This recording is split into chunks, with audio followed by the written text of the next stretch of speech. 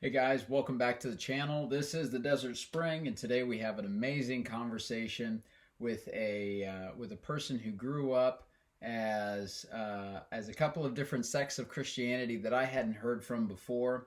And so we're going to take a deep dive into his life and what were some of his belief systems, what were some of the things that uh, kind of decoupled his faith in Christianity and inevitably why he walked away from it. So I hope you guys enjoy the video. Please leave a like, comment, subscribe, but down in the description box, you'll see my email. It's the Desert Spring 111 at gmail.com. If you want to be on the show, if you'd like to partake, if you'd like to have an interview, or if you just want to share your experience with me.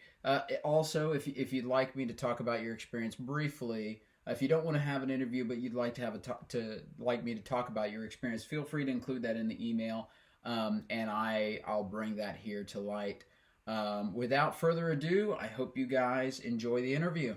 So thank you for coming back. All right, let's get to it. All right, welcome guys back to the channel. So today we've got Jaden from the United States. In case there's gonna be somebody from Europe, I don't know, man. Everybody's from the United States as far as I'm concerned. Yeah, they'll figure out pretty fast that I'm not from Tokyo, Japan. Yeah, exactly. So Jaden grew up. Well, I'm not gonna. I'll let you introduce yourself. I'm not gonna try to share your story. I'll just let you have the floor. So just kind of give us a rundown of kind of your childhood, your upbringing, and all that stuff. Yeah, so I was raised in a Christian home. It's how every good testimony starts. It was kind of like a light Pentecostal, not really, sort of upbringing. It got a little more Pentecostal as time went on. I didn't much care for all that stuff too much for like a while, because with my parents, it was usually like, read your Bible and pray. That was most of their advice. So I was just like, okay, cool. The Bible's boring. Thanks. I'm gonna go play video games. 100%. It is a boring. Yeah. So, and it wasn't until my parents got into the prosperity gospel stuff, word of faith, Andrew Womack. They listened to him. Could you explain a little bit of those? The word of faith. I'm not familiar with Andrew Womack. Yeah. Word of faith. What is that? So Especially for those who don't know.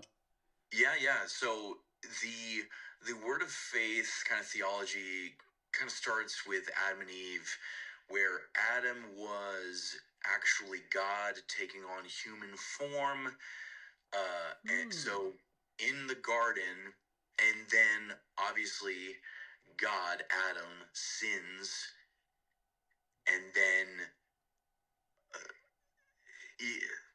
then loses his authority on earth and gives it to Satan. And so then from then on, like, God has no authority on earth, just Satan, until Jesus comes and is the first Christian, who then gains authority back from Satan for the earth. And then from then on, like, the way Jesus lives, I guess, like a king and a god, and why he should be healthy and wealthy, so should you when you become Christian too. You have every right to essentially the kingly rights of wealth and health, and so that's what you can tap into when you become Christian. It's wild stuff. I've never heard of that before. Yeah, so humanity comes from Adam. So if humanity comes from Adam and Adam's God, we are kind of like literally in the image of God in this very intimate, weird way. That's But great. again, we've lost the authority, so we get it back by becoming Christian. And the way that you use these new powers is by faith. Faith is like something you store, and then expel when you need healing or you need to pay your medical bills or what the heck ever. Interesting, like a divine kamehameha. Exactly.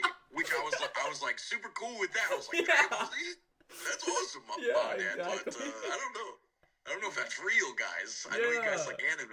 That's crazy. Okay, so now, and that's the thing, because I never knew quite how deep they got into that stuff, like how much of all of that wacky tobacco they got into, because I remember bringing that up casually to my dad, the Adam thing, and he said he basically told me that was heresy. And I said, that's what Andrew Womack teaches, the guy who you're trying to push on me. And he what? He did not like that. But so I'm like, do you even know what you're getting into here? So because of the tensions around that, I haven't really talked to them about religion since those days. But yeah. That's so funny. My dad, I love the guy to death, but man, he's a hothead. He's a tough dude. He's a tough guy. Yeah. I'll give it to him. Yeah. But yeah. So I want to say that he kind of grew up non-denominational or something like that. He basically had a tract ministry. So he grew up kind of like in a missionary family. And basically it was in Corpus Christi, Texas. And they basically would distribute tracts all over the world. And they had a big printing press, and they would print all these tracts and all this kind of stuff. Yeah. So, but their tracts were never really agendaed. They were kind of non-denominational. And so I would venture to say that he grew up non-denominational, but my dad's 12 kids. My dad's old as hell, I mean, he's 82 years old. And so, wow. Yeah. Okay. Yeah, he's up there. And how old are you? I'm 29. He's 82. I'm 27. That's insane. Yeah. Right. Could you imagine your dad being 82 years old? Like, that's crazy. I thought my dad was old. I'm just saying. I thought my dad. No. My dad could beat up your dad. Dude, really, literally. No, but yeah, man, it was funny because so I'm sure 80s, back in the 50s or 40s is when this guy was growing up. So I would imagine that non-denominational was pretty dogmatic, I'm sure. And so anyways, after a while he met my mom. I'm the last of all these kids, right? And so my mom was Catholic, then she was Episcopal, all this kind of stuff. My predominant memory is whenever we actually started going to the Baptist church.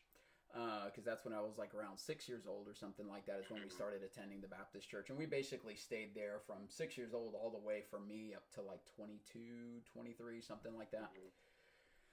And yeah, I remember telling my dad some about these kind of dogmatic things from the Baptist church, and I remember and it was about women. So in 2 Timothy, Paul says that women, they can't speak in front of an audience, they can't teach men, they can't do all this kind of stuff. So women basically have to take kind of like a second seat to men. And I was telling him about all this kind of stuff, and he's just like, "Where did you learn all of this?" And I'm just like, "From the Baptist church we've been going to for the last 15 years, dude. What do you mean?" And dude, every time I would look at my dad in the pew, he was like this. I was like, this dude was not paying attention for that's how it is, 20 dude. years. You're going to church because that's what you do. Exactly. And I was just like, what the shit, man? It was absolutely crazy. Okay, so brilliant. So I mean, I've never heard that idea that Adam was basically incarnate God. But then Jesus also becomes incarnate God. So then, wait. So God incarnated twice? That's the fascinating thing, is that Jesus, the guy, was just like you and me. You could have been Jesus. He just was the first to do it. You know how he did it? Lived a perfect life and sacrificed himself. And it could have been you. You just weren't the right place, right time, and doing the right things. It was that guy. So he wasn't a god until he earned his godhood back. That's what you do when you become a Christian. You do what Jesus did first and get your godhood back. Interesting. You could have been Jesus. Is essentially the position. That's Again, wild. and I probably learned more about this stuff than they did, is the thing. And so, and I couldn't talk to them about it because every time I asked these questions, it was like, you're attacking us. It was terrifying. So I couldn't get hardly anywhere with them because I was genuinely just trying to be like, do you guys believe in like XYZ, like all these other things that I'm learning about? Because I've gone deep into this. Yeah. I was essentially, what I was doing is I was researching this like crazy because they had warned me against this stuff growing up. So I'm going, wait a second. Well, as soon as I heard someone describe this as prosperity gospel and then realized that is what it is, I said, that's what mom and dad warned us against. So I was like, okay, I'm going to look into this. I'm going to debunk it. I'm going to figure out why it's wrong and bad and be correct and show them what's up. How'd and that so go? that was my mixed results. Mixed results. Christians don't take facts too easily. No. But what was fascinating is that kind of started my conversion journey.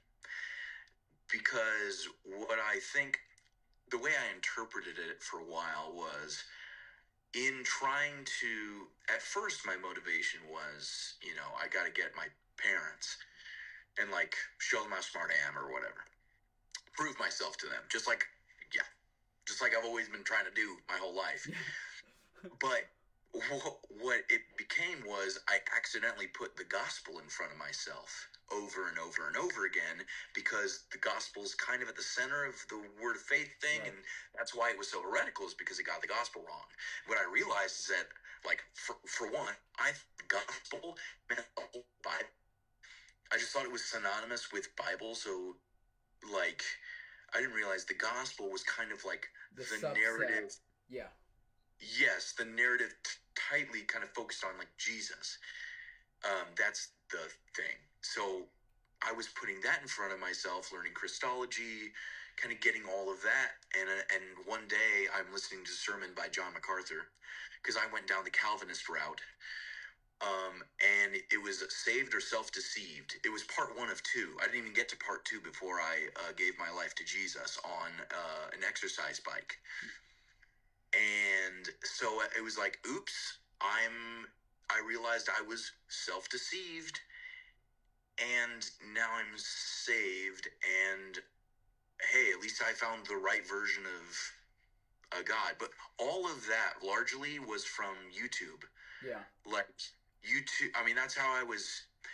So aside from my Christian life, which was kind of sort of inactive, I also had a very inactive schooling. I talked to you about it, John, in my email, but I was put in homeschooling from 5th grade on, and it very quickly turned into I wasn't doing schoolwork because I wasn't getting the help I needed to advance and get past, work on my schoolwork, my daily schoolwork. I just didn't have the help I needed, so I gave up, and I played video games all day. I played Fable like 10 times. I probably beat Fable 10 times.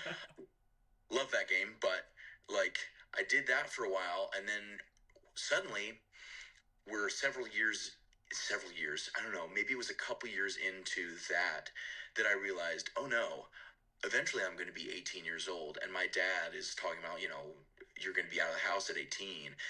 And what do I have? What do I know? What am I going to do? Yeah. And I sort of said, I'm not a person, or I can't do anything. And I'm fat, and I'm lazy, and I don't know stuff, and I'm having to fake it and pretend. So I did what I could to try and learn, but it was all YouTube, it was videos, it was whatever I could learn from that, which got me on the kind of the alt-right pipeline. Yeah. But that's a whole nother thing. Yeah, exactly. But I said, I got to do something with my life. And again, prove myself to my parents. That's when I did theater. That's when I started theater. I wanted to do an acting class. I did it. I showed a lot of promise. I had the time that other kids that were doing school, even homeschooling properly, did not have. And so I could soar because I gave the time dedication to it, like above everything else when I was, at home. And so that was my way of proving myself and learning something I could do, something I could be good at, because I wanted to be an actor. I always thought I wanted to do that sort of thing. And obviously that wasn't enough to please my parents. Yeah. And typically you can do hardly anything to please your parents. That is correct. So, but it was just not enough. And I felt like it was too late to go back to school. I'm going to be so behind. So I'm like, I was being compared to my uncle, who was, drugs and alcohol and bad stuff. Yeah. And I was being compared to him, and my brothers would come home, my older brothers, and they kind of rightfully teased me about the fact they knew coming home that I wasn't doing school. So just all of those voices, all those things, I'm like, yeah, you're right. I can't live like this. But I was like freaking 14 when I decided I can't keep just not learning and doing this all day. I've got to do something. And so, but again, it wasn't enough. So when my parents got into the Word of Faith stuff, again, my faith and my understanding of God wasn't strong. So then what do I have? My security blanket of Christianity is kind of like falling apart. Like, my parents don't even agree with me. I can't live under their house and disagree with them on this stuff. And so, oh man, what the heck do I do? So I quickly take the house of cards and build it into, I heard of people that made their faith their own.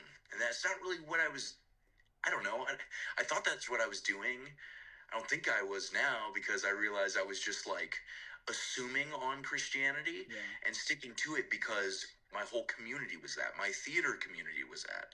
My family, the youth center I went to was a Christian youth center. I mean, it was like everything. And I thought that if I were to be anything other than Christian, everyone in my life would just assume, well, this makes sense of the fact that he is dumb. So he doesn't know stuff. So of course he fell away, because, so I was terrified. I don't want to cut you off, but it's You're that good. thing. I mean, it's because I saw it all the time growing up too, where it's like, oh, of course he's doing bad. He's not Christian. Of course they're in poverty. Of course they're having health issues. It's like, look at half the Christians in the church. They're the exact same way. Yes.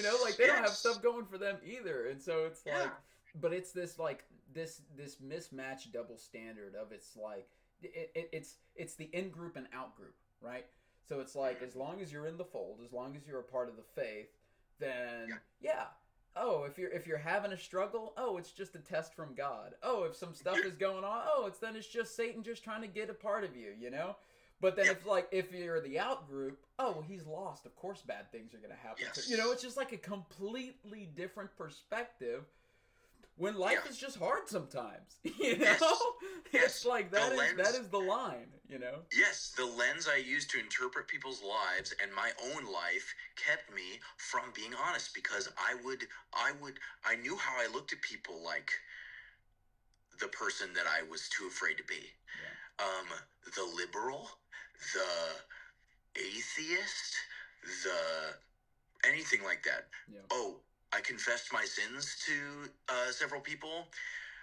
They're gonna, once I say I actually kind of maybe am convinced by the evidences of evolution now, those people are gonna say, well, really he doesn't believe in it because he's suppressing the truth and unrighteousness. He wants to do the bad. He wants to go to strip clubs or something, and he's got to believe that we were fish once in order to do that stuff, and be gay and stuff, or whatever the heck they would think in their heads. And again, fear of being perceived as gay because I'm in theater, right? And I have gotten the gay I can't tell you. Yeah, I can't tell you how many times I did ballroom, and all the time, I think John's gay. I think John's gay, and it's just like, so maybe I'm wearing a flamboyant shirt, and maybe I like it, but it doesn't mean I'm gay, okay? You know? Come on, dude. Like, I loved my freaking unbutton with the poofy freaking, what do you call it? The little, the collar thing that would go all the way down that the dancers would use. Oh my God, I was eating it up. But it doesn't. But every time, man, everybody in my family, and even when I got divorced, shit came right back up. They were just like, oh, maybe he divorced because he's gay. It's like, oh my God. Exactly, dude. So oh, funny. Man. It's like they can say these things because it's on authority from God, essentially. Yes. Like, he is suppressing the truth and unrighteousness. It's his own flavor of suppressing the truth and unrighteousness, but I've got to say that's what he's doing because Daddy said so, I guess. Right. Like, so lots of reasons to not say anything. Yeah.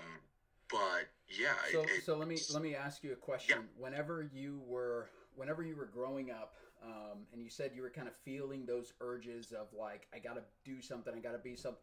Every American has experienced it. I know my mom is from Honduras, and they don't put anywhere near the pressure on Honduran or on kids in general to figure life out. They just kind of allow their kids to figure life out. Now, of course, there's schools, and their school system's a lot easier where it's like, if you want to be a doctor, you don't go to school to learn all of this, like, English and history and art. If you want to be a doctor, you just go to school to be a doctor. That's it. And so it's like if you want to be a lawyer, you just go to school to be a lawyer. So a lot of the paths are a lot more straightforward. But in the U.S., we have pressure. Pressure from society, pressure from family, pressure from religion, right? So my question to you is kind of, whenever you were going through 14-year-old, all that kind of stuff, and you're thinking, what am I going to do? What was that experience like as far as just how were you dealing with all that pressure? The society, the religious, the family, because the religious and family are always going to tie together because religion and family are kind of one and the same, especially for people who kind of grew up in more intensive churches and stuff like that. So what were kind of like some of your thoughts? What were some of the hurts, all that kind of stuff? Well, with the pressures, I guess the pressures everywhere, I mean, I alluded multiple times to the idea that I had to prove myself. Like, everyone had the idea of who I was going to be if I continued down whatever paths I was on, of laziness, of not being educated. It's funny because it's an odd thing to explore. I was being told by my mom, like, look, it's not a big deal that you aren't going to school. Like, my older brother eventually said, you know what, school did very little for me. And, like, it didn't really do much. I didn't do well in school, like, whatever. And I just thought, like, okay, so did I do the right path by just completely bypassing it, ignoring it? Maybe I did avoid things that were bad for me, because I considered the influences that my brothers got in front of them with their friends at school. They had some bad influences. They had some better influences. And so I was like, I guess I avoided that. That's probably good. But I had my own set of influential people in my life, influencing me in bad directions, influencing me in good directions. So that wasn't really unique. What I guess what I was realizing is that I didn't have the same opportunities that other kids my age were having to even attempt to have an education. Now, I wasn't the best student. I was never the hardest worker at home. I wasn't very disciplined. And so when I realized I've lost all the opportunities, I felt like it was kind of my fault. It was my bad. I remember helping someone for the spelling bee. They were learning all these words and complicated words that we don't use normal conversation, but she was like my age and she was learning words I couldn't comprehend. I'm like, this is amazing. It's like, you're learning this in school? Like, this is terrifying. And she knew my situation, and she was kind of like actively like jealous of it and envied it. And I, of course, was terrified of the idea that she was smart. I think she was brilliant, or she seemed so at the time. Maybe she was, but I felt like I was living a life that was simultaneously unfair to those who had to go through school, but also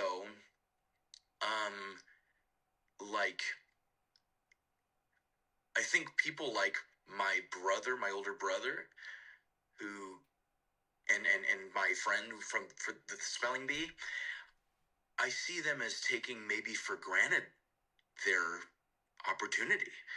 Yeah. That they had to at least have a shot at having an education. Not everyone comes out of school smart. For sure. You know? Did the church that you went to, were they at all like kind of pressuring specific paths? Because I know that the church that I went to, by the time we were 12 years old, they mapped out our path, and they were just like me. You know, my mom was like, John's going to be a pastor. He's going to go to Bob Jones University, which is like one of the big Baptist colleges or whatever it is. And that's where they have like the blue sidewalks and pink sidewalks. If you're a guy, you walk on the blue sidewalk. If you're a girl, you walk on the pink sidewalk. So that way you don't get too close to each other, because, you know, girls can get pregnant if you accidentally touch them. It's just, and doing that will send you to hell, kind of thing. But I know in my church growing up, and certainly in my family, there was like this massive pressure, overwhelming pressure of like, you need to make sure that you go in the direction God wants you to go in. And it's like, I'm 13. You know, like, yeah, sure. I don't know, you know, and at the end of the day, God's not going to pay all the bills, you know, it's not like I can't just go to the church and just study all day and they're going to completely take care of me, you know? Right. And so that's kind of what I was wanting to know was, okay. in your kind of growing up, was there any sort of like religious pressure or something like that, where it's like they wanted you to take a specific route as far as faith goes, or was it just kind of, you know, you were kind of given the liberty of kind of figuring life out on your own? You know, that's a good question. Because I know everybody's different. Every church is a little bit different on how they handle the youth. Yeah. So I think that my churches were not nearly that crazy, for lack of a better word, I guess. Yeah, exactly. No, that's right. That's the word. So, like, all of the churches that my parents chose for me, mostly, I forget most of that experience. I just sort of passively going through it. Very much just like, I'm going to church because that's what we do, and I don't want to go to hell, let's go to heaven. Yeah. And it wasn't until I was at the church I was before, the one I'm at now. I'm afraid to say church names. But I get that way all the time too. I'm just big church. yeah. So the church I was at before this one, I kind of moved on from it because of a couple reasons. There's plenty of reasons, but it was because, one, I didn't choose it. My parents did, because they kind of had mutual friends there. So whatever, they started going there, and I knew a lot of people from theater there. My mom had theater mom friends, and I happened to have theater friends there. So there was kind of some crossover there. So it was a matter of community. But I didn't really choose it. So it didn't really feel like my own. So when I was getting married and moving out of the house and everything, I was like, why am I still here? But also, I saw that church that I was going to previously kind of a little bit too liberal, too flowery with their wording and their teaching. Like, it was all like the sermons didn't feel very substantial or like substantive. It felt like we were telling a nice story and going through this nice thing, but not really getting into the Bible too strongly. Because I was taking notice and count of how many times the Bible was referenced during the sermons. And I was going, this is not nearly enough. And I was kind of getting the idea that maybe he was too afraid to say it, or maybe he wasn't, but that my pastor was probably woke or something. Yeah. And so I was like, I don't like that stuff. Yeah. So I moved on from the place. I remember one of the last things I was talking about was the age of the earth with with my priest pastor, because I was just like, I mean, if you look at the genealogies, they did the math. It all checks out from Adam to Jesus. Yeah. Like, what the heck? Only 6,000 years. Come on. Yeah. Like, don't you get it? It's right there. And he's like, that's not what the Bible's for. I'm like, you agree? Why did you agree? Yeah. So whatever. But that, for several reasons, I got out of there. And because I was like, I'm finally taking this all seriously. And so my new church, it's funny. My new church was like a Calvinist church, which that's like, we got the 5 points of Calvinism, the tulip, total depravity. If you can go into that, because I'm not familiar with Calvin, yes. And most of the Christians that do come onto the channel tend to be Protestant, Catholic. Like, those are kind of the two flavors that I mainly get. So if you don't mind. Yeah. So it is a Protestant thing. I think Martin Luther was actually a Calvinist. Yeah. I mean, he wouldn't have called himself that, but so we would also call it like Reformed. Reformed understanding of the gospel, but essentially, to break it down, we believe in the tulip, which are just like 5 points. It's not like necessarily extra biblical. All the points are based on biblical ideas. So total depravity is from the very core of my being. Sin is just like, who you are. Yeah, essentially. Yeah. Like, I'm so engulfed in it that I'm totally depraved and I need saving. There's not a bit of me which is good.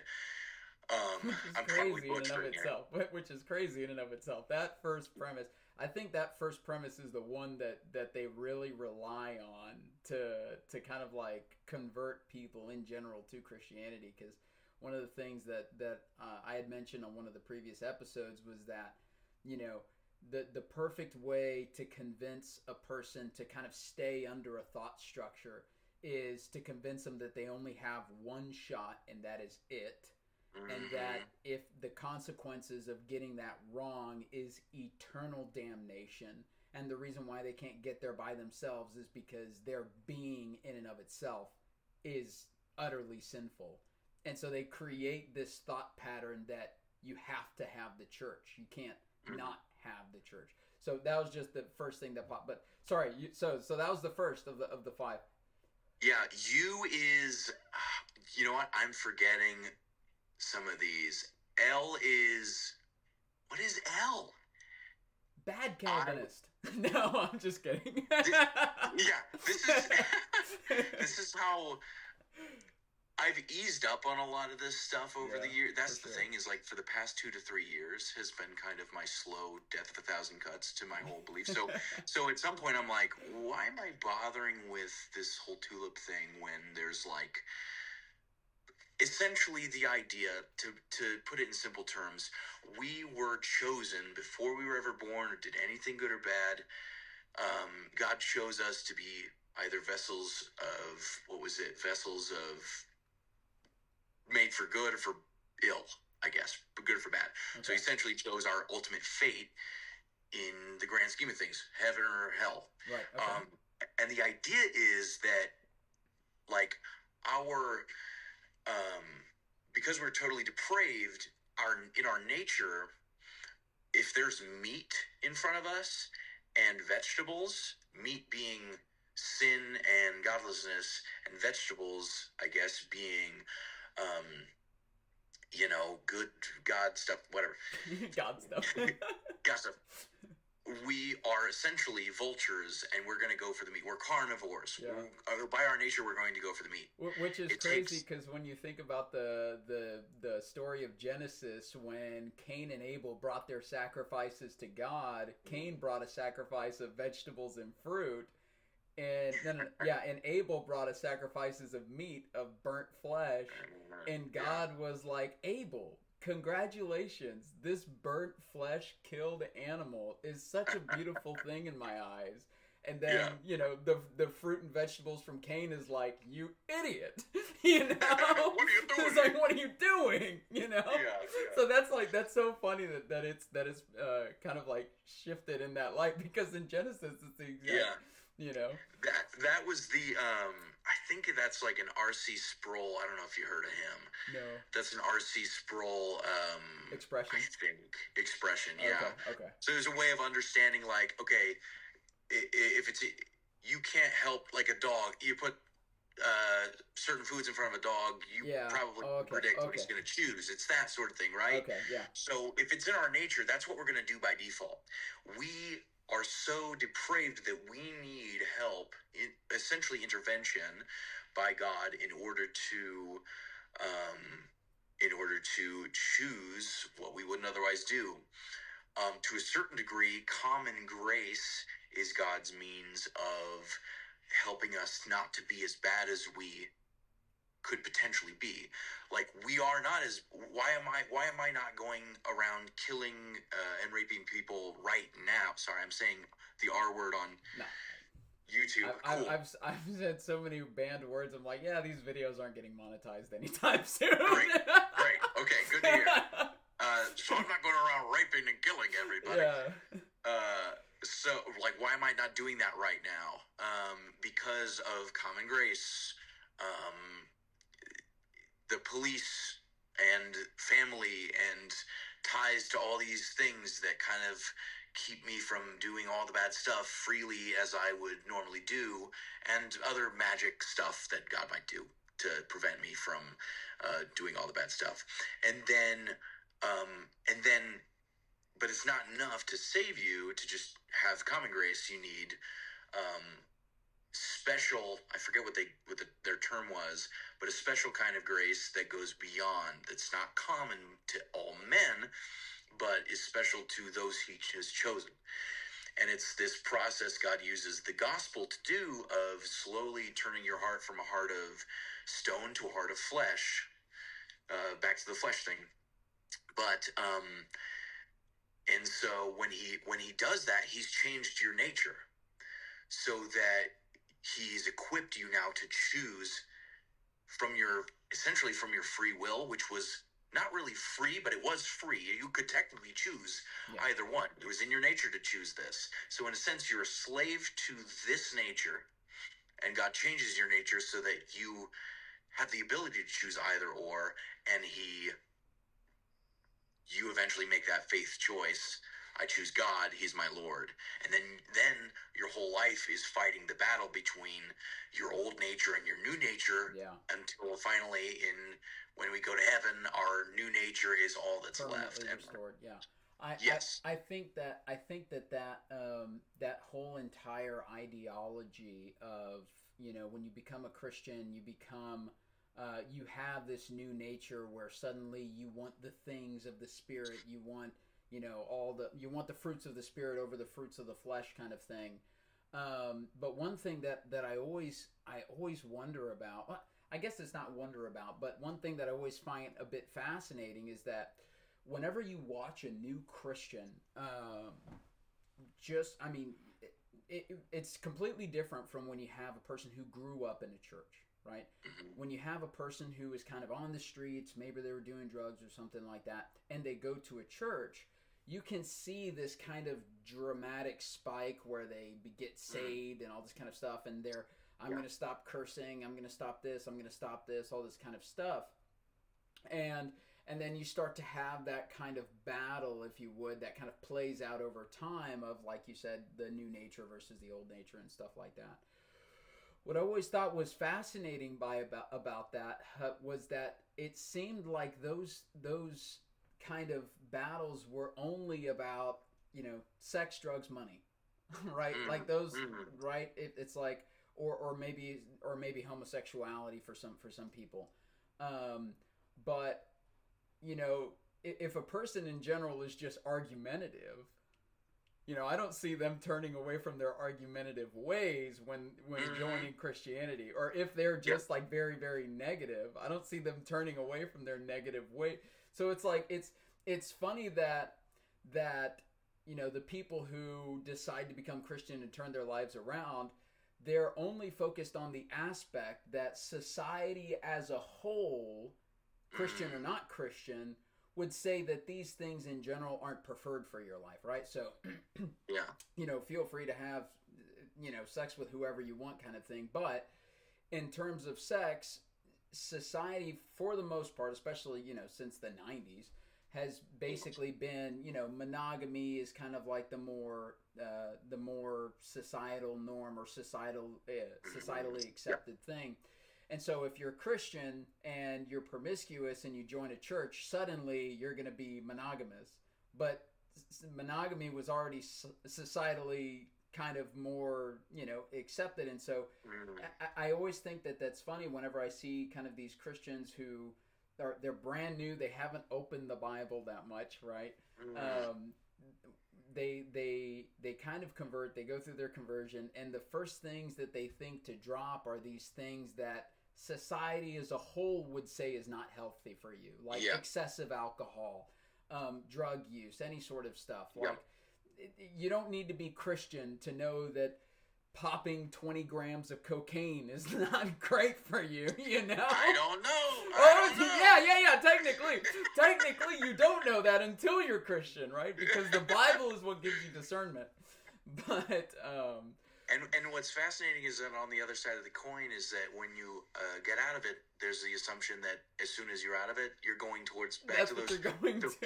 It's like, no, I still understand that those things bad, but I don't need to borrow from Christianity or steal from Christianity to have that. I just don't do it. It's so funny. I went to go hang out with my sister the other day, and I guess that she just assumed that I had returned to Christianity or something like that because I was being nice and I was being caring. We were at a restaurant and I was being really gentle with the waitress and all this kind of stuff, and I was being really nice, and she was just like, it's good to see, good to see you in church again. And I'm like, I haven't been in church in fucking years. That's wild. It's just like, why did you just assume that me being nice means that I came back to Christianity? Like, you're signaling to them you're back in the club, baby. That's what that is. Exactly. Being nice is It's strictly Christian, just for the Christians. That's right. It's impossible to be nice outside of Christianity. That is so funny because whenever I'd see someone be mean or like not nice or cool or whatever, behave in the way that you would, they would expect you to as a non-believer or whatever. Yeah. Like I remember I was always like assuming when people were like that guy right there, he's either a liberal or he's a non-believer. Like he's one of those out. two. Yeah. And then boom, I'd learn about them more and go, oh, they're actually a Christian, or they're actually whatever. Yeah. Like they're one of me. Yeah. They also believe in the flat Earth, but like whatever. Exactly. Don't get started with the flat Earth. Yeah. If you're in the comment section, you believe flat Earth, please put it down in the comments. We want to hear tell us from all you. about it. Tell us all about it, and make sure you just rip the thread up. Place. Yeah. We want to hear from you. Exactly. No, but no, my first awakening, if you would, with that was, so the church that Deep South Texas, right? So Southern humor is a bit cutting humor. That's just kind of how it is. It's kind of like a knee-jerk reaction. Like you throw out an insult, not because you actually hate the person, but just kind of as a joke, and it's a funny thing to laugh at. So the first time I had my eye-open moment was, we had just finished at church, and my cousin had just finished at church. And so I went over to my cousin's house. Well, I guess I was too young at the time. My parents went to my cousin's house, and we were kind of hanging out with them. From our perspective of things, they were going to hell, and so we were trying to convert them over to being Baptist because they were Mormon. And as you know, from the Mormon perspective, Baptists are going to hell. From the Baptist perspective, Mormons going to hell. And from Church of Christ perspective, everybody else is going to hell. So, it's just like everybody's going to hell, Yep. Oh, yeah. But my first kind of rude awakening was I walked in, and at the time I also extremely overweight. So the heaviest that I ever got in general was like 311 pounds. But whenever I was a kid, what was I, maybe 13? I was like 180 or something like that at 14 something. So that's pretty pudgy, right? And so I walk in, and when you're insecure about stuff, that's typically the stuff that you make fun of in other people. Classic bully stuff. I'm not gonna pull any punches. I was a bully. I'm the youngest of 12 kids. I was taking it when I got home, so I was dishing it when I went out. I mean, that's just how it was. And I remember I walked into my cousin's room, and I walked in, and I just kind of cracked a fat joke at him. And he cracked a fat joke back at me. And the two people who were in the room, who had never been to any Christian churches, they were shocked. They were shocked that this guy who was dressed like a Christian just, basically threw shade at another person dressed and how they were basically like crapping on each other. Right in front of two people who were not Christian. They were just secular people, right? They're just, and in that moment, my internal world was like, wait a second. Because at our church that we grew up at, that's what we did all the time. Like my youth pastor was like the king of backhanded compliments. The king of backhanded compliments. And everybody in the church that I went to, it was just like, everywhere, backhanded compliments everywhere. And so whenever I would go out and I'd hang out with people, here I would be dishing out these backhanded compliments, not thinking anything of it until one of these kids was like, "Oh my God, that was mean." And I was like, I just got through doing that for 2 hours at church. What do you mean it's mean? This is what we do, baby. Yeah, exactly. Yeah. But yeah, that was kind of like my first eye-opening moment of, oh wow, that was really freaking mean. Oh wait, the youth pastor is really fucking mean. And it was just like kind of like going through and all that kind of stuff. But so this is how other people see me. Yeah, I know. It was crazy.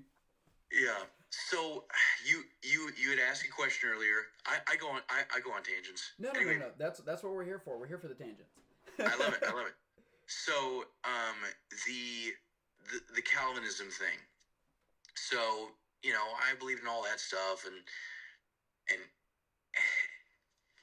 whatever. So when I was into that, I was like listening to guys like John MacArthur, R.C. Sproul, but I was also listening to other guys, and maybe you've never heard of them, but they might mean something to somebody. There were guys like Joel Webbon and that's like the one I keep remembering most. But like these guys who I was big into, he's not a pastor or anything, but like Steven Crowder, right wing guys. I was yeah. Crowder, louder with Crowder. TV. Louder with Crowder. Yeah. I was listening to that every day, tuning in, dude. It was everything. It was crazy. But like, yeah, I was doing daily Louder with Crowder too. Whenever I was like really heavy into the Baptist church and all that kind of stuff, because he's like really against gay rights, really against all that kind of stuff. And so I was in it just as much. So I know that guy. Yeah, that's why I'm trying to fix my perspective on the Native Americans right now. Yeah, exactly. Trying to get that all figured out. Yeah. So like, I was essentially, in a sense, I feel bad for the church I'm currently going to, because while I was going to this church, they weren't on the same level clearly as yours, and there's definitely some people who were probably a little bit like me, but maybe no one as secretly, maybe they're as secretly crazy as I was, but I was essentially in the background. I was probably one of the more far right, one of the more staunch guys at my church, and it was because of the internet. It's because of Louder with Crowder. It was because of these influences. I remember listening to Joel Webbon talk about how, like, if your pastor closed it down even for like a day or a week or whatever of church for COVID,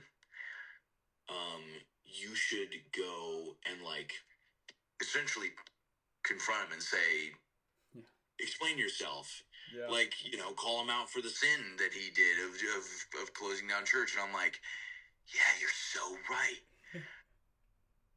Why did you fall for the pandemic, you dummy? Yeah. And you know what happened after I heard that? I said, I should do that. And then I said, I'm not going to do that. Because I was a coward. Yeah. I was like, okay, I'm at this church where I'm clearly, the sermons are never going to satisfy me. They're never going to be as chunky as I want it to be. I wanted seminary, essentially. Yeah. I was almost going to do seminary. It's never going to be as staunch as I want it to be. It's never going to be as, brave and bold and fiery pulpit stuff as I want it to be. And there's nothing I feel like I could do to change it, and I don't know where else to go. So I'm just going to shut up and move on and judge internally by myself and, and leave it at that. If I suspected he was woke for some reason, then I was going to keep my mouth shut on that and just kind of silently judge him. So it was one of those things. And, because I was super into media in like movies, and it was another hobby that I had. I wanted to be like a cinematographer and do movies just because I watch movies all the time. If I wasn't playing a video game, I was watching movies. And so, like film critics online, those guys like I don't know if you heard of like the Critical Drinker and, there's so many that I'm forgetting, but there were these guys who were just like, they hate women, they hate minorities. Anytime a minority shows up in a freaking movie, they just call it a diversity hire or whatever. Yeah. They insinuate that these things shouldn't be happening. Make your, all the Little Mermaids black. Make your own original black characters. And then when they do, they're not happy with that because they're like, oh, so yeah. It's a whole thing. So I was into that stuff too. So it was just, I've always been subject to the algorithm. Yeah. And as the algorithm has gotten worse and more extreme, it's kind of like, I don't want to be subject to the algorithm. Even now, I don't want to be subject to that. So what I want to do is read some freaking books. Yeah. I can choose my books. I can go to books and read what I want and explore these topics and not have just, my feed just keep Yeah, feed him something. and the algorithm, it's a positive thing and a negative thing. But one Yeah. thing, basically, the only thing that it does is feed you what you're looking at. And I Yes. know whenever, because whenever I was super Baptist, I mean, it's kind of funny for me. I like look back at that part of my life and I think about it all the time. I'm just like, I was in such a weird state. So my dad's white, my mom's Hispanic, right? My mom immigrated from Honduras to the U.S. and my dad, basically his family's always been here. He grew up in Oklahoma or something like that. So classic white dude, classic Hispanic got together and popped this out, right? So here's the funny thing though. Growing up, I was always working with my dad. My dad was a worker, business owner, and we were basically free labor, right? And so whenever I would drive around with my dad, it was just right wing media the entire time. The entire time, just Rush Limbaugh, all the guys, just on the radio, 100% of the time. Yeah. And the church that we went to was a right leaning church. And in Christianity in general, what you'll notice is that, those more dogmatic Christian sects tend to be more right leaning, and they tend to portray. And so, I had made a video one time about how Christianity, kind of slowly became political, and I got so much hate in the comments of like, who says that Christianity is right leaning? Who says that? I'm just like, kind of look around, It's like, it's kind of all over the place now. Yes. But, like the voice against abortion, whatever, political opinions are, I'm not a political person in general, but, the whole anti-abortion thing, whenever you ask a person who is on the conservative side of things why they're against abortion, it's never, oh, they just feel within themselves like it's not something that's right. No, it's always back on their faith. No, the Bible says this, the Bible says that, my religion says this, my religion says that. And it's the same thing back in the 2010s with gay marriage, right? When did they make that legal? It was like 2014 or 2012 or something like that. It was a while ago.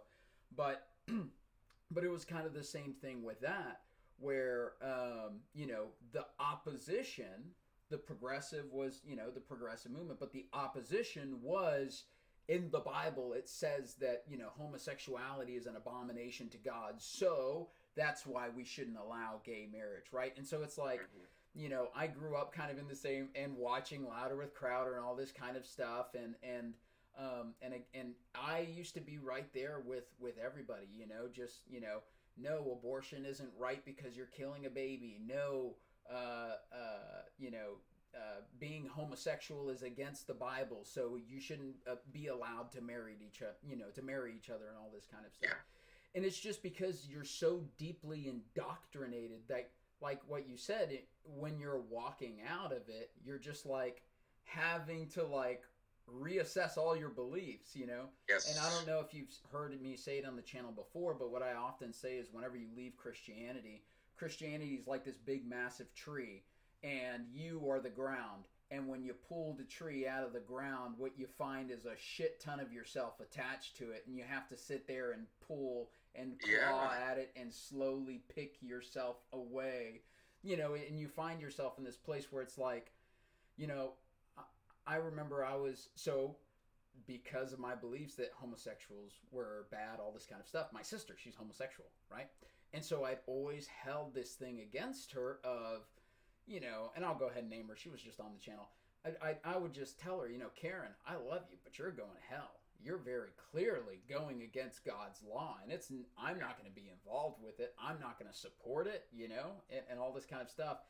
And now I'm just like, if that's what makes you happy, be gay. It's just like, if live your life, be happy. The idea that the religion, dictates how you spend your money. It dictates the thoughts that you have, the decisions that you make, the way you decide to give or vote or whatever, right? Yeah. And so whenever you start to walk away from Christianity, you go on this like self-exploration journey where you try to figure out, what do I believe? You know, what is me, what is not me, you know? So so let's talk a little bit about that for you. I know that you haven't been on it too long. You know, I've walked away from Christianity. I think it was around 5 years ago or something like that. So I've had plenty of crises and breakdown moments in the shower and all sorts of stuff. Yeah. But you know, what was walking away like for you? Like, what was the fear? Because I like we had spoken on before we started recording. When I walked away, I was deathly afraid of going to hell.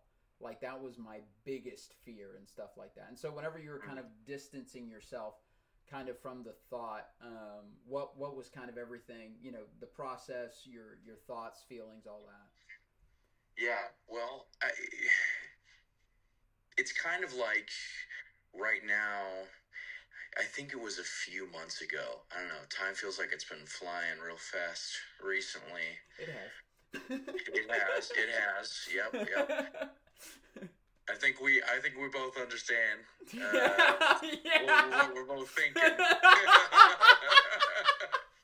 unspoken. You and the I unspoken. we have an understanding, don't we? It's February 2026, guys. You can look at current events and see what we're talking about. I love how we just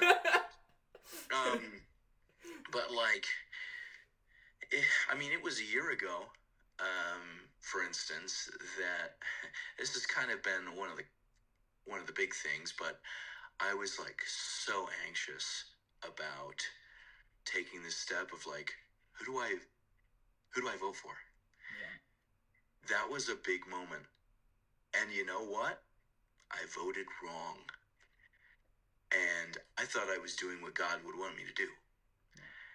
And when I voted wrong, and I'm living with that now, like, I just sort of felt that guilt, shame. Everything was kind of falling apart. But then when I realized, like, a real choice I made contributed to something so vile, that I couldn't sit right with. But despite my gut telling me this is bad, I went with tradition. I went with what I felt was tradition. And so for the last year, I've been living with that on me. But everything's kind of been, with all the, I decided to get married as fast as I did, and get in a relationship, get married as fast as I did because of Christianity. I have one child. No regrets having a child. Had I wished I'd been a little wiser about just all of this being so fast? Probably. Yeah. I love my child. I would never give that up. It's just like I went so fast, and I didn't even know who I was. I needed like a journey of self-discovery, but I'm living so fast because I felt God kind of more or less expected me to. And that was my own self. That wasn't really my church. It kind of was, kind of not. I was more staunch about it for sure. Because I was like, well, my church isn't as staunch as I wish they were, but I can always listen to the guys who are. And I'll listen to them like, yeah, I've got to live out this better and more strongly because my family needs me. And I've got to be strong, and I've got to live this out. And so when it's tough on dudes right now. I'm not gonna lie. I look across the U.S. and I just look at every guy who's guys with families, guys without families. I'm just like, oh man, it's tough because traditionally speaking, a guy gets his value, right? Yeah, gets his value from being decisive, having direction, Yep. being clear-headed, making a bunch of money, being that provider, right? And it's just tough, Yes. especially like right now. And you see that play out. I mean, I know there's no data that's come out recently, but I know that they used to look at male suicide rates and stuff like that. Yeah. I couldn't imagine what it is this year, Yeah. especially over the past year. I mean, I just couldn't imagine. I know that every guy that I know has genuinely been struggling to either provide for a family, to be a consistent, you know, kind of clarity in the direction of the family, because everything is just so up in the air. Yeah. So sorry, I didn't mean to cut you off, but when No, you said that, it kind of struck a chord with me. Yeah, I appreciate that. Yeah. So when it came to just being real about all this, like, I mean, I started making friends with, you know, people who were godless, who politically disagreed with me, and everything, because of how tied in my politics and religion were. It was just all like, they were just the antithesis of me. You know, a gay friend who I did theater with, and I got in this a part of this show where I got involved with these people and spent time with them, and I couldn't have the heart to tell them where my stances were, or that at some point I might have maybe believed that women should give up their right to vote. That's a whole thing. Like, I couldn't be real about that, but I started listening to them, listening to their hurts, kind of listening to their perspectives, and just shutting up for a while, and being able to say, okay, maybe I'm compromising here too much. But as I started to understand people more, and the diversity of people, I said, do I really need to be so rigid?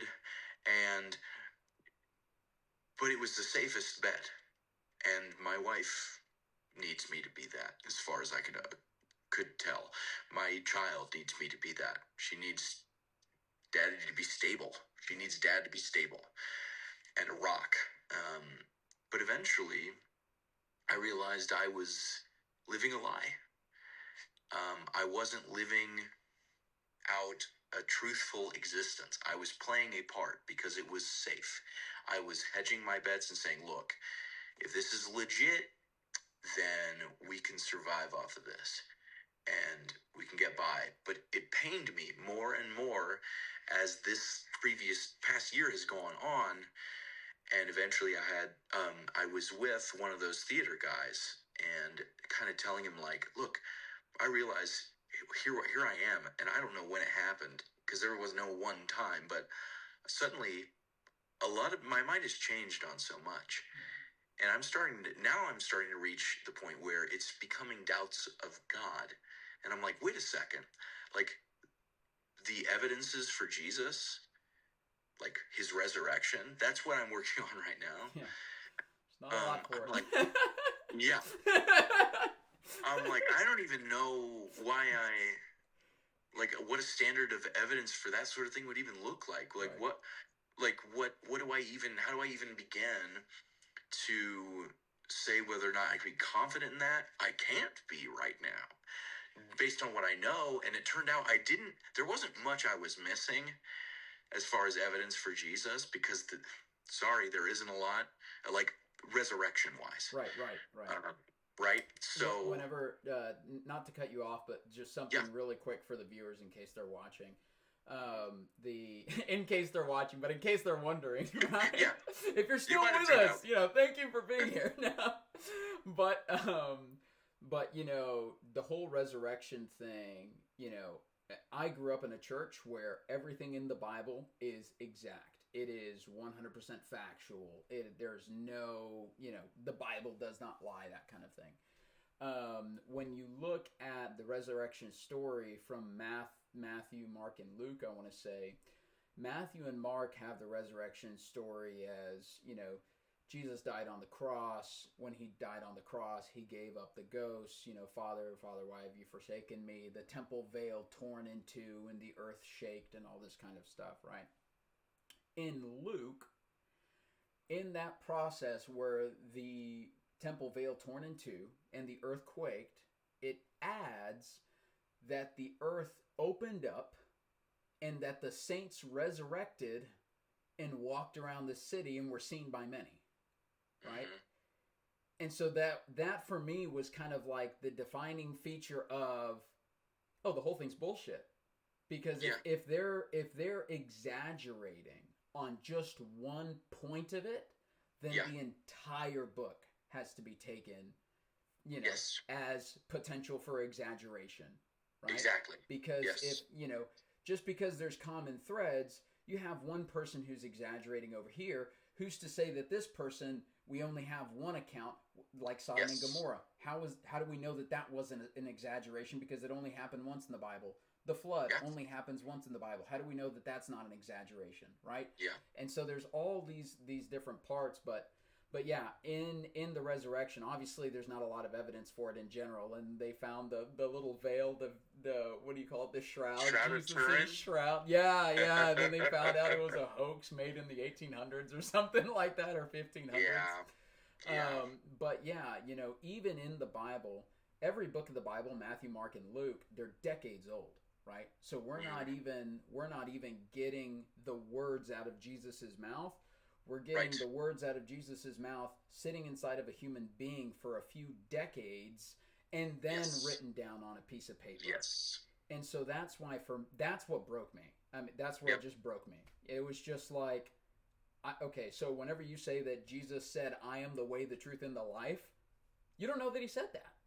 Yeah. We have no idea, because it percolated inside of a person for, 20 years. 30 years. So how do we know that that's exactly what he said? Right. And so I didn't mean to interrupt you, but I just wanted to add that little tidbit. You said it better than I could have. for a person who, as far as like the resurrection of Jesus and stuff. Yes. And so obviously I was with my friend talking about all this stuff. I'm like, I just don't. I have all these doubts, and I'm scared. I don't know how I can't tell. I kind of said this real quick, but I was like, I can't tell my wife. And he said, "No, man, you've got to. You've got to." And then I realized I had been hiding this from not only her, but everybody, essentially for the last 2-3 years. And of course, now that it's out, they say, well, that's exactly what the devil wanted you to do. I'm like, no, that's what the church,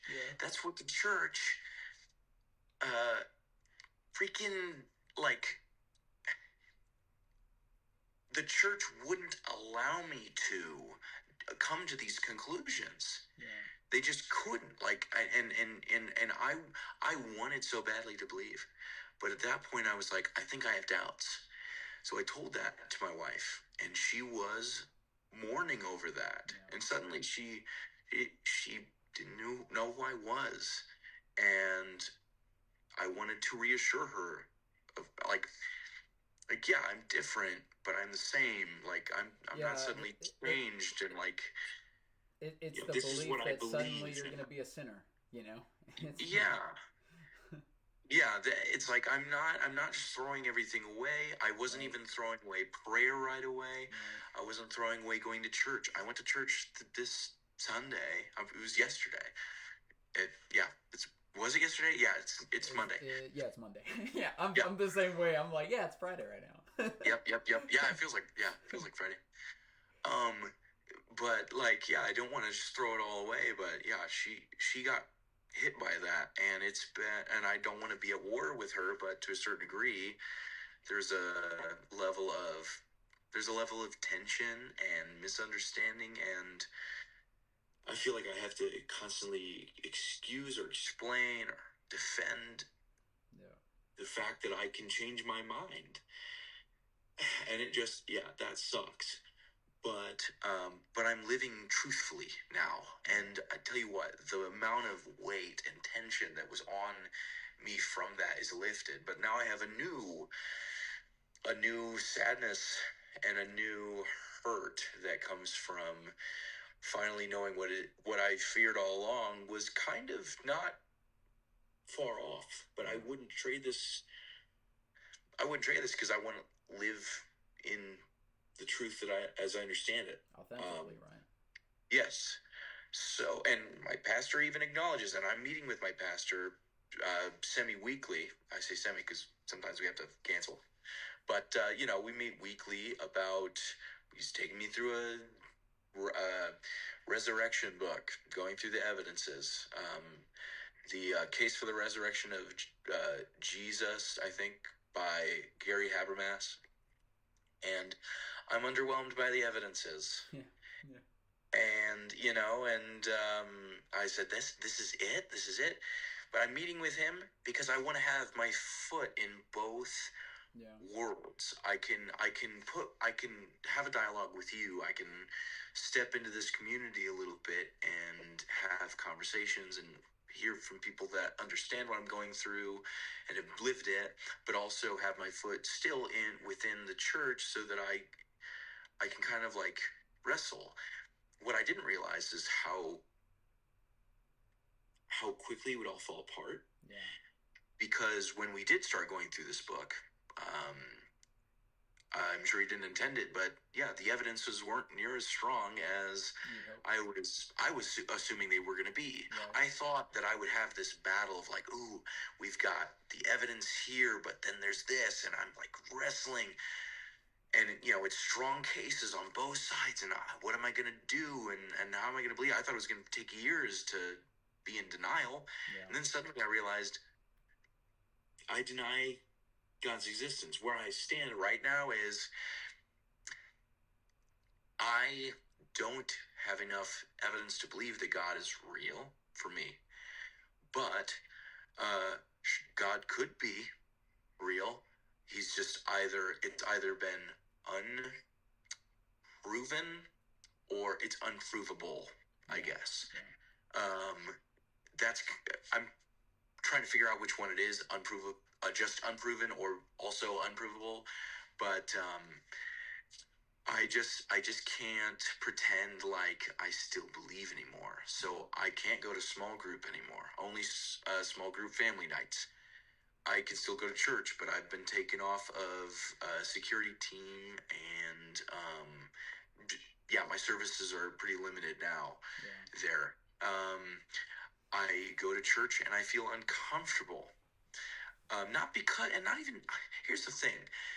I don't think I've made this clear enough. My church has not been treating me terribly. Yeah.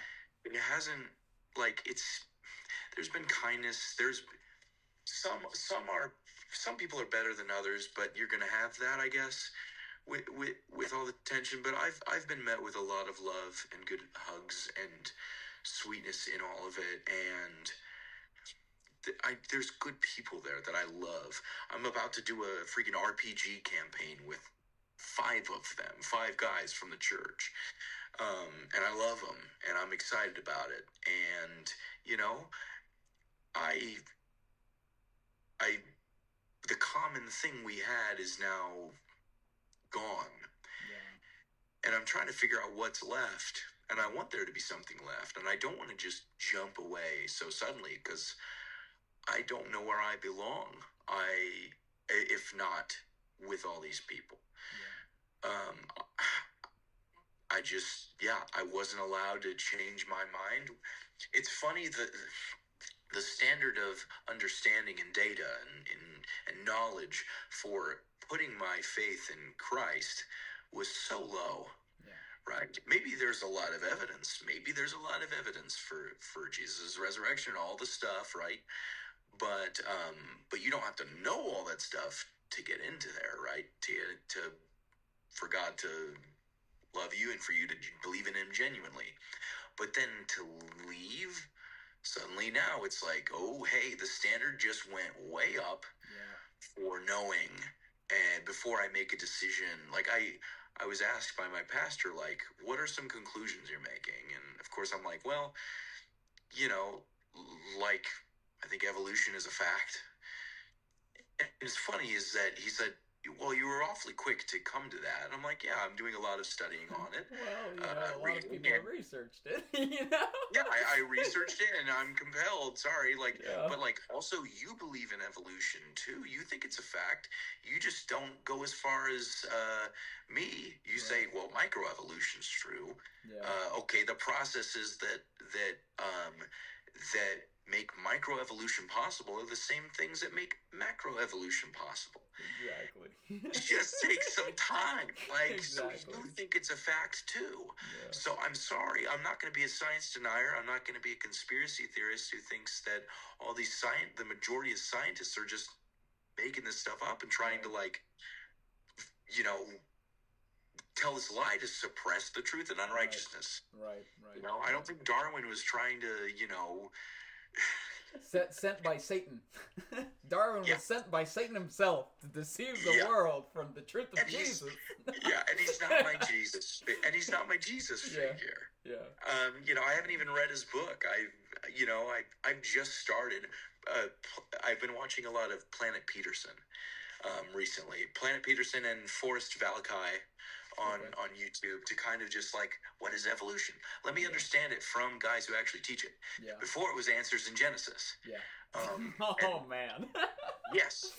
So my understanding of evolution could only come from that lens because I was afraid to be listening to kind of direct sources because I would be looked at as like, why are you looking into that stuff, buddy? Yeah. You know, but now that I'm looking into those sources about evolution, I had to buy. I didn't have to, but my pastor was like, okay, well, you might want to also look at sources that are on the opposite side, specifically Christian. You know, Christian guys, PhDs, Christian scientists, all that kind of stuff. Yeah, arguing on the negative for evolution. So I'm like, okay, fine, I'll entertain it, but like you were just fine with me going all Christian sources all the time before this. Yeah. So what's, you know what I mean? Right. No, now I got to do both. It's funny because, you know, whenever I was going through college, I was doing the science route. And so, you know, anthropology, biology, you know, genetics, all that kind of stuff is kind of everything that I had studied. And, you know, it was part of my kind of deconstruction.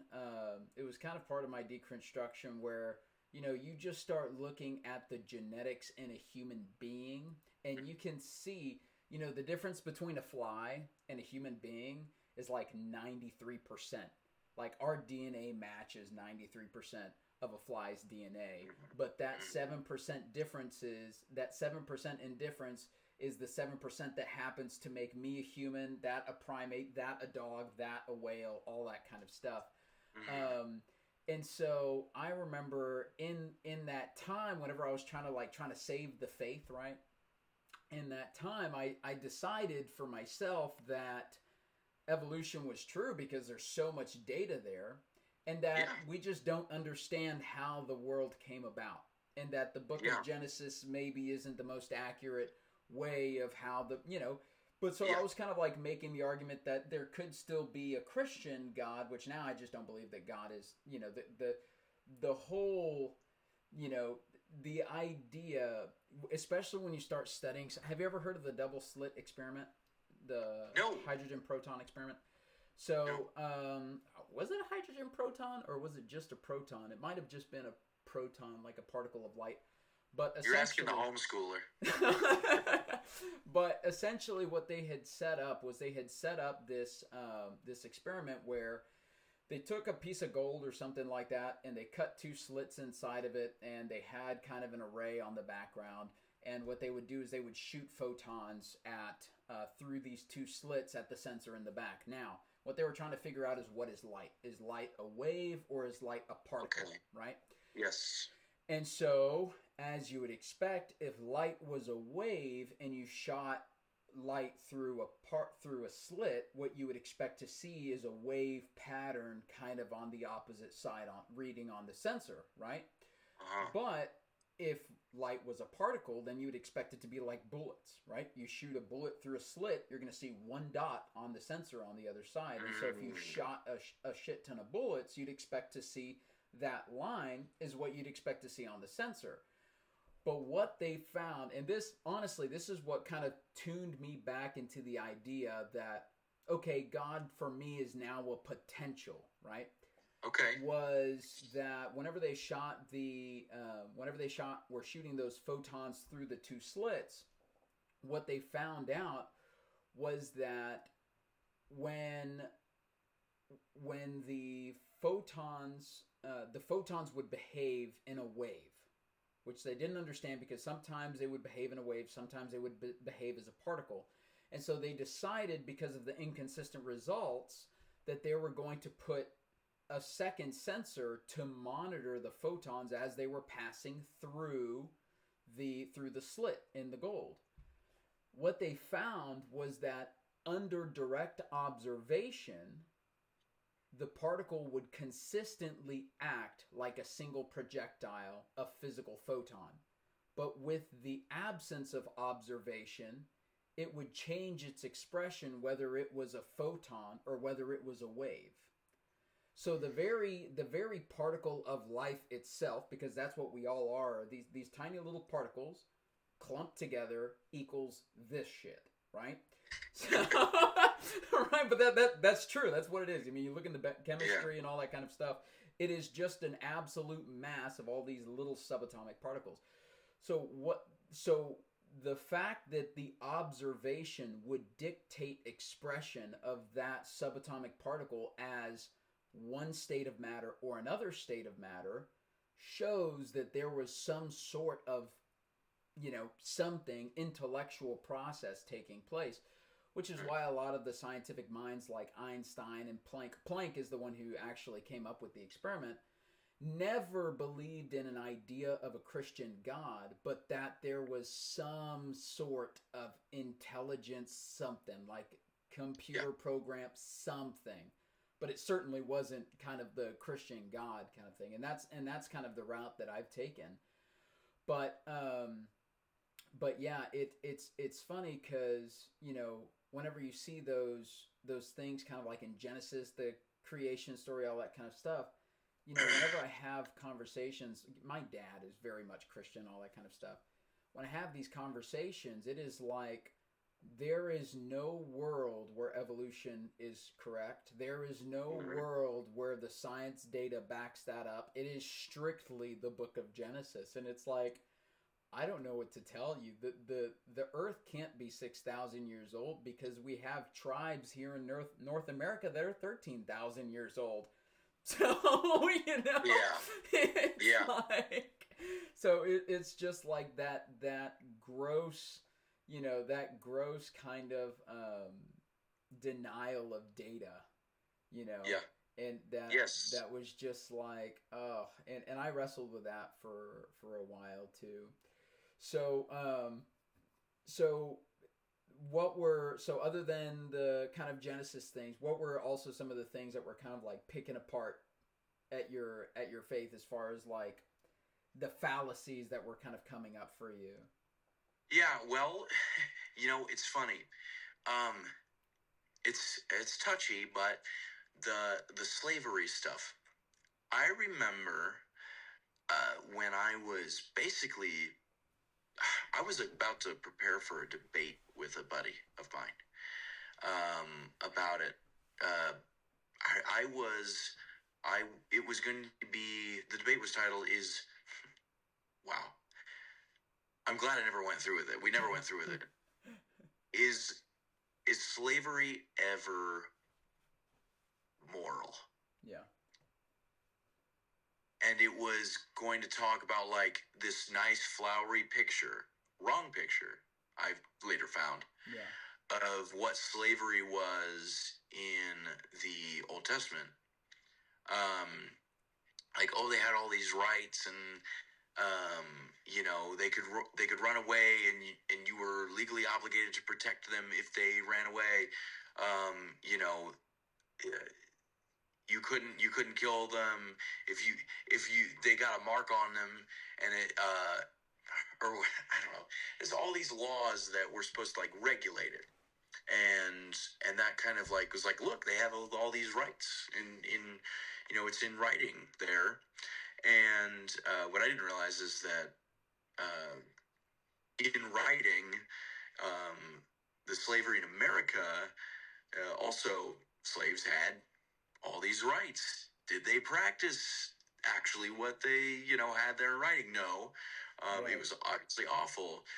But I remember I was too afraid to look at, you know, if you're academic, you want to see both sides. What are these, what are the honest to God, like smart guys saying on the negative side to my positive claim or whatever? And I was too afraid to look into that because I would be seeing guys who would basically be saying the Bible is moral, and that God is doing bad things in the Bible and condoning slavery, and I couldn't believe that. So, and I felt like I wasn't smart enough to do my thinking for me, so I let someone else do it. And so for a while, like, I remember, and this all started when a buddy from work kind of confronted me about a verse, and I said, I'm going to look into it because it was challenging to me. It was about beating your slave. And I remember being like, okay, let's figure out how to defend God in this case. And I did all this studying and all this research and all this stuff to try and, you know, mental gymnastics to try and make it make sense. And at the end of the day, I never got back to that guy about that issue, because I knew something in my gut told me, don't do this. Don't defend this. Obviously, I knew the slavery in America was awful, but why the heck was the standard different? And now with genocide, we see modern genocides happening. I hate seeing that. How could I ever look at Numbers 31, for instance, just one of the genocides commanded by God? How could I ever look at that and go, well, yeah, but God said it was cool. Like, God said, go do 1,000 abortions, please. Okay, God, let's do it, because those guys were Midianites, actually. So we're doing a good thing here. If you wouldn't have that. So I said, genocide is bad. Ladies and gentlemen, you've heard it first here. Genocide is bad. Yes. And so is slavery. Believe it or not, you wouldn't hear that from your church, but you've heard it here. So, and what I realized is, like, all these Old Testament books that we don't like exploring that much, like, oh, Numbers, the real boring genealogy book. It's like, why weren't you going to tell me about the genocides at the end of freaking Numbers after the boring parts? Like, it gets freaking metal as heck, brother. Like, you're not going to tell me about that stuff? And Moses was disappointed, and I wish I had it in front of me. He was disappointed that they didn't actually kill all the women and children, like everybody, like all the people. And so he's like, okay, do this now instead. And it was just more killing of people and enslaving the people, and you can't tell me some of these aren't sex slaves. Like, oh yeah, just keep all the virgins.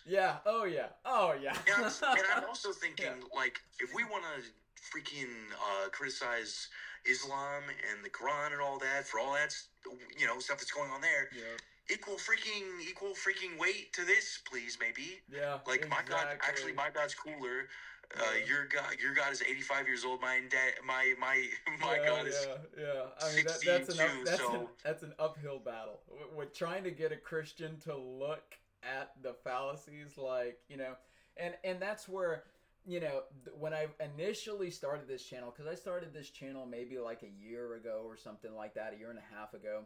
When I initially started this channel, I was kind of like putting in the SEO, trying to get Christians to watch my video, and it was like, these are the very clear logical problems, moral problems, all that kind of stuff that I would put out these videos, and the shit hole that would become the comment section, man, was just like, holy crap, like, I can't get these people to look at that, you know, and I'm compassionate to it, because, you know, when you are deep in it, your assumption, you come from the point of view that the Bible is 100% right, and these people are just wrong, and they just haven't figured it out yet, right?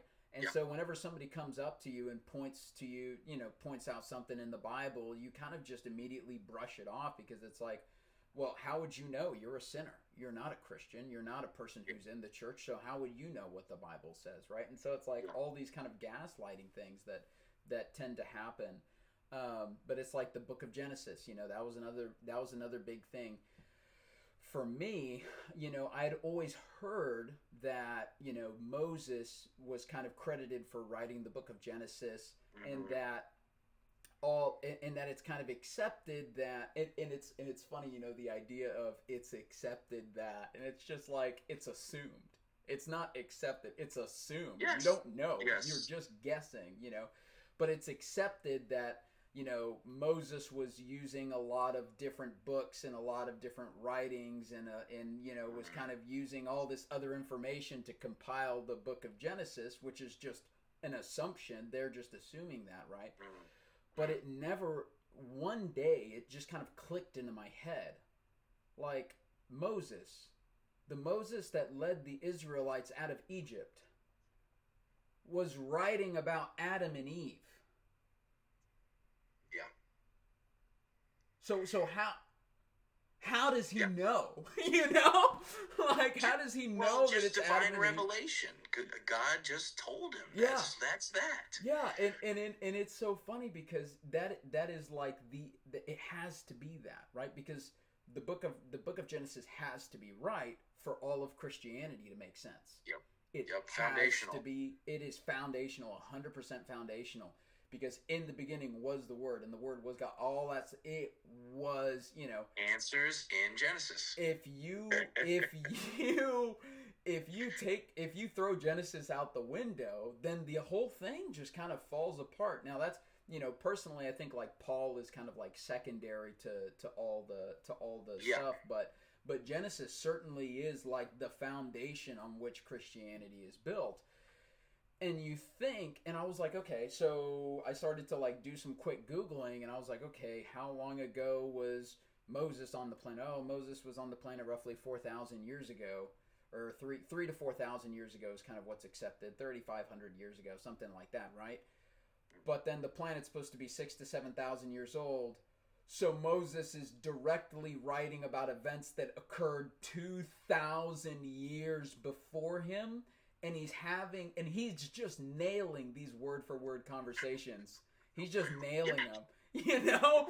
Like, what Adam said to Eve, what God said to Eve, what Abel said to Cain, he's just nailing these conversations from thousands of years ago. And it's just like, dude, it doesn't make sense, you know?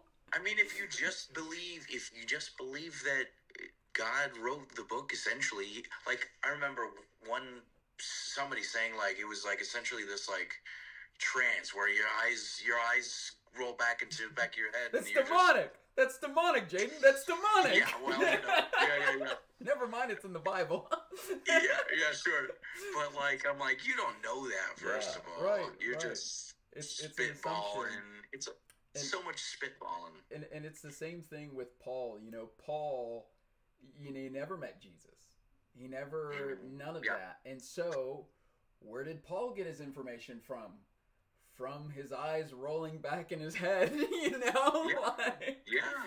that kind of thing. Some guy said that this happened to him, and so let's write it down. He had a dream. Cool. Yeah. So many people have dreams about Jesus. Yeah. We don't take them serious, you know? Yeah. I always kind of do it as kind of like a joking kind of a poke at Christians whenever they're just like, you have to be careful with these cults. You could be in a cult. You could be all this kind of crap.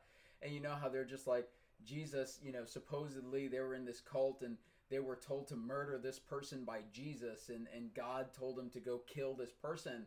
I always come as a poke is, they probably are talking to the right God. Have you read the Old Testament? You know? Exactly. You know? Like, they were probably talking to the right God, because the Old Testament God was telling everybody to kill everybody. If you use your discernment, you would know that God would never do that, because the Ten Commandments says da-da-da-da-da. Yeah. Hello, genocide's come knocking. He wants his argument back. Exactly. Right. It's just like, oh my God. All right, well, Jaden, we could literally sit here and talk forever, man. I mean, this has been such a great conversation. Before we leave, is there anything that you feel like you want to, that we haven't talked about, that you want to talk about, anything that you want to bring up, anything like that? I guess I just want to say this is just the beginning for me. I guess one of the big reasons I want to do this is because I wanted to be a warning to the people, in a sense. You gotta find yourself. You gotta be true to yourself. And you cannot, if you realize you're living a lie, it's gonna hurt, but you're gonna have to do something eventually to live in the truth of who you are. And for some people that's impossible. Some people, it could literally cost them their lives. I have the privilege to be able to do that and come through relatively unscathed. I think I can handle this, but it was still terrifying. And for some, it's even more terrifying. For homosexuals, coming out, I just want to be an encouragement that, for me, living in the truth of what I think is true, and being honest, has liberated me from this weight of, trying to be someone who could be in the club, who could belong in that. I don't need to belong in that if I don't fit in it. So I just want to encourage people to be as truthful as they can. Find your community. There is community outside of church. Maybe it's not quite like church. Church is very organized, very weekly, very committed. Obviously, they've had 2,000 year head start. So yes, exactly. So find your people. That's what I'm trying to do, and just don't let it eat you up till you burst, and frankly, get help sooner, and question everything, and be brave. And if you feel like and I think another encouraging thing to me is how much I've been learning recently, because I feel the freedom to learn. I was afraid to learn science because I was afraid it was going to mess with my faith. I'm not afraid of that anymore. And the science I was a good student in school for science. I had potential there. I wish I could have met that potential and done something with that, but now I can, and I'm looking into it. And if you feel like it's too late for you to learn, I don't think it is. Apply yourself to it, and read freaking books. Get off the phone, get off the algorithm, play some board games, learn a board game, and surprise yourself. Try something you never tried before. Play Portal if you ever got stuck on it. Again, it's been a few years. Get back on there, you might surprise yourself. That game for a while. It's great. I used to suck at that game. I would just be like, I'm trying the same thing over and over again. Why isn't it working? It's clearly I didn't press the space bar fast enough. Yeah. Anyway, so That's awesome. All right, well, Jaden, I'm going to go ahead and end the recording here. It was such a great. Thank you for coming on to the show. Thank you for sharing your story. You know, for me, I want these stories to come out. You know, because when you're walking away from Christianity, it is such a taboo thing. It is such an isolating thing. You know, and I know whenever I was walking away, I genuinely felt alone, like alone for like 2 3 years, something like that, just because it was like I don't have access to my family or any of my old friends because they're all very very deep in the faith, and I don't necessarily know where to go to make new friends where I can feel expressed and have that sense of community that you kind of get in a church and stuff like that. And so yeah, it is kind of something that I'm hoping that we can build in the future in general, is kind of like bringing back the sense of community, without the whole thing of it has to be dogmatic, it has to be the Bible, it has, you know, it is just like, you know,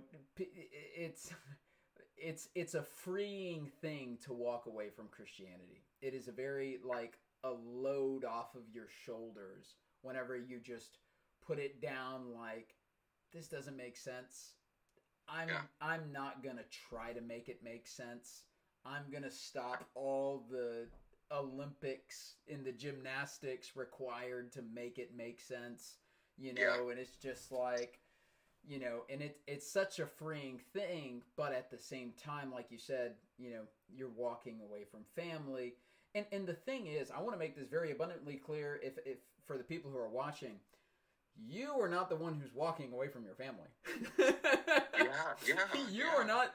You are the same person. You have the same morals. You know, whenever I walked away from Christianity, they assumed immediately John was into drugs. He was going to be an alcoholic. He was going to be, you know, promiscuous, all this kind of stuff. And I've not changed one bit, you know. I'm John. You know, like at the end of the day, like I still like the nerdy crap that I like. You know, it's like, and I have the exact same mannerisms. I still struggle when I talk to girls. Nothing's changed. You know, it's just like just because I left Christianity doesn't mean that I'm like all of a sudden this crazy kind of thing. But it's funny because it's kind of like it's just the stigma from inside of Christianity. Oh, they're leaving, so they're on the way to go sin or go do something, you know. It's not bad over here, guys. We have cookies. You know? You can still watch Star Wars. You can still watch Star Wars, believe it or not. You know, you can still want monogamy. You know, like that was one of the biggest things for me, was like, you know, one of my friends told me, he was like, "What? So you're gonna be polygamous now?" I was like, "What does it have to do with anything?" It's just like exactly. The assumptions are incredible. It is actually crazy. So, okay, well, Jaden, I'm gonna go ahead and end the recording here. If you guys enjoyed the show, like, comment, subscribe, and also down in the description, if you want to get in touch with me, you'll see the email there. Feel free to send me an email, and I'd love to have you on the show. So, all right, I'll go ahead. So I hope you enjoyed that interview. Thank you so much for watching. And if you stuck it out to the end, congratulations. I wish I had some sort of prize here, but unfortunately I don't. So once again, guys, don't forget to like, comment, subscribe. Down in the description box, you'll see my email. It's the Desert Spring, not the Desert Spring. It's desertspring111@gmail.com. If you want to be a part of the show, please send me an email. I'd love to have you on. We want to talk about your deconstruction journey. Or if you just like your story to be out there, then feel free to email me. I'd love to kind of have a chat and be able to reference that story in future videos. So without further ado, thank you so much for the time. Thank you so much for watching this interview. I really enjoyed hosting it. He was an absolute pleasure and just an absolute beautiful person to speak with. So if you guys don't mind, just giving us a like for the video, that would help out immensely. So Thank you guys. Once again, down in the comment section, you'll see my email if you want to be a part of the show. And without further ado, guys, we will see you in the next video. Thank you so much for stopping by. Cheers.